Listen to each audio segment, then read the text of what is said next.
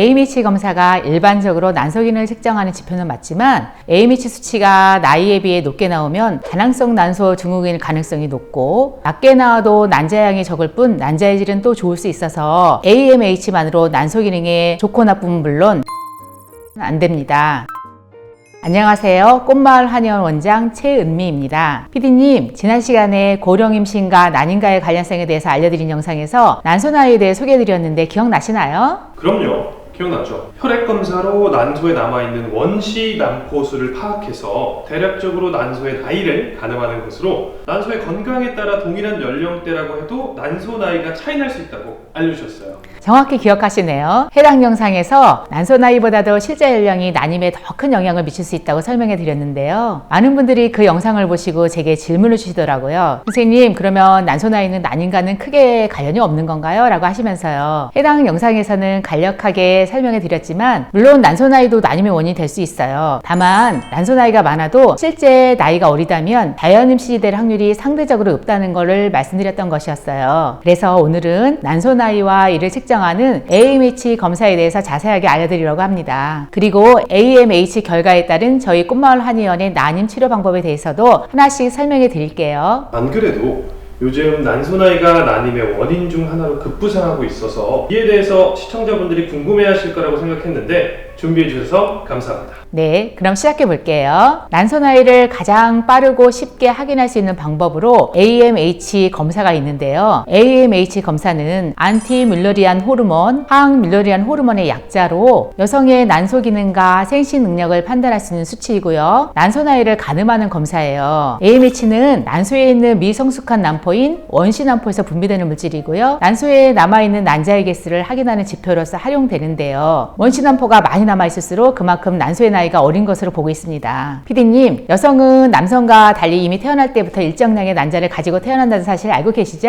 네, 이전에 원장님이 한번 설명해 주신 기억이 있는 것 같아요. 맞아요. 여성의 난소는 말씀드린 것처럼 이미 일정량의 난자를 가지고 태어나서 성장하면서 매월 주기적으로 난자를 배출하여 결국 소멸되는 특징이 있어요. AMH는 남아있는 난자수와 비례하기 때문에 나이가 들수록 난자수가 감소하면서 AMH 수치 역시 비례해서 감소하는 특징이 있죠. 다만 생리주기가 일정해도 AMH 수치가 낮을 수가 있어요. 또 AMH 수치가 낮아서 난소 나이가 높다고 하더라도 실제 나이가 어리면 난소 나이는 낮지만 고령의 산모보다는 임신될 확률이 높을 수 있어요. 간단한 피검사를 통해서 혈중의 AMH 농도를 파악하는 게 AMH 검사인데요. 이 검사는 생리주기와 관계없이 할 수 있어서 쉽고 간편한 게 특징이에요. 여성의 나이가 30세 미만일 경우에는 평균적으로 AMH 수치가 한 4에서 5 정도 나오시고요. 32세면 3에서 4, 35세이면 2에서 3, 그리고 이제 40세 이상이 되면 한 1 정도가 나오는데요. AMH 검사가 일반적으로 난소 기능을 측정하는 지표는 맞는데 AMH 수치가 나이에 비해 높게 나온다고 무조건 좋은 건 아니고요. AMH 수치가 나이에 비해 높게 나오면 다낭성 난소 증후군일 가능성이 높아요. 낮게 나와도 난자의 양이 적은 거지 난자의 질은 또 좋을 수 있거든요. 그래서 AMH만으로 난소 기능에 좋고 나쁜 뿐만 아니라 난임 여부를 판단해서는 안 되세요. 그렇다면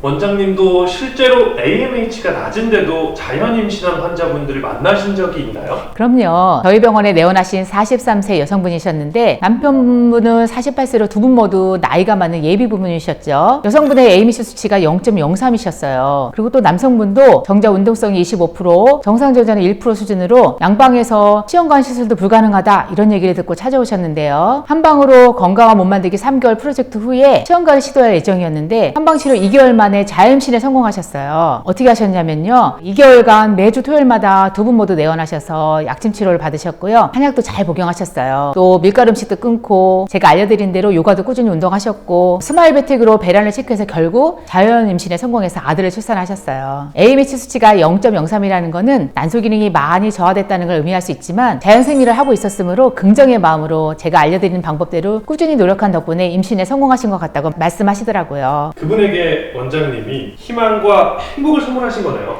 물론 그분들이 그렇게 느끼실 수 있지만 저는 두 분께서 저를 믿고 진료를 잘 따라와 주신 덕분이라고 생각해요. 양방에서는 시험관 시술도 불가능한 수준이라고 하셨다 했는데, 그렇다면 한방치료는 양방치료와는 무엇이 다를까요? 네, 한방에서의 난임치료의 원리를 살펴보면 한방치료는 몸의 밸런스를 맞추어 자기의 몸이 스스로 역할을 할 수 있도록 활성화하는 치료예요. 기순환이 잘 되게 하고 자궁의 어혈을 풀어주고 또 자궁으로 가는 혈류량을 늘려서 아기를 갖는 생식 기능을 향상시켜서 엄마가 아기를 가질 수 있는 태적의 환경을 만들 수 있도록 도와드리는 거예요. 우리 몸이 변화를 하려면 최소한 3개월간의 기간이 필요해요. 3개월 동안 음식 관리와 운동 관리를 하면서 자궁을 따뜻하게 하기 위해서 뜸도 뜨고 또 몸의 기능이 부족한 부분은 한약으로 보충하면서 임신할 수 있는 몸을 만들면 아기는 자연스럽게 생길 수 있어요. 조금 전에 말씀드렸던 43세 환자분도 이런 방법으로 열심히 하셨고 고령 임신이기에 유산을 방지하기 위해서 임신하신 후에도 안태약을 복용하고 건강하게 아들을 출산하셨어요. 이 밖에도 꽃마을한의원에 방문하면 더더욱 다양한 한방 치료 방법을 만날 수 있겠죠?